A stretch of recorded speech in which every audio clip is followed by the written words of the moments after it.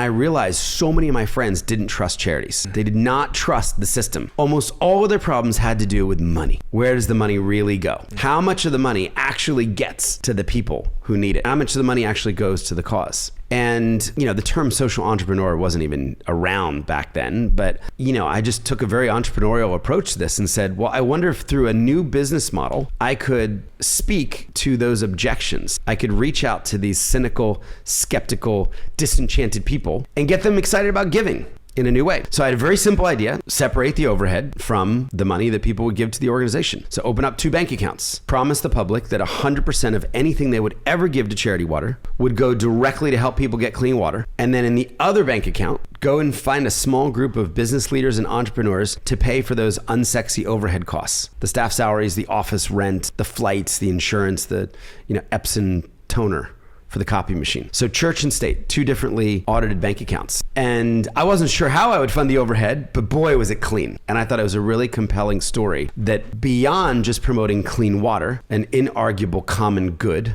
for the world that I thought everybody could get behind, we would now have this hyper-transparent business model that would speak to the most common objection people have to giving to charity, which is, where does the money go? So I tried this out. My only idea on day one was to get a club donated, and I got a club in the meatpacking district donated during Fashion Week. I got open bar donated for an hour, and then I invited everybody to come. To get inside the club, they had to put $20 in this big plexi box. And we were gonna take 100% of whatever was in that box at the end of the night, and we're gonna go help our first person get access to clean water. And I printed up my photos. So in the club, it's kind of juxtaposed with people drinking dirty water and wells being drilled and people drinking clean water. I'd also seen that when I was in Africa. I'd seen the solution to the problem of wells being drilled and communities going from dirty to clean. So I put those photos up, and 700 people came that night. And I'll never forget, a drug dealer came that night. He was a pretty high-end weed dealer, and he put $500 in the box. And he looked at me and he said, "This is the first charitable gift I've ever made in my life, but I know where this money's going, and I trust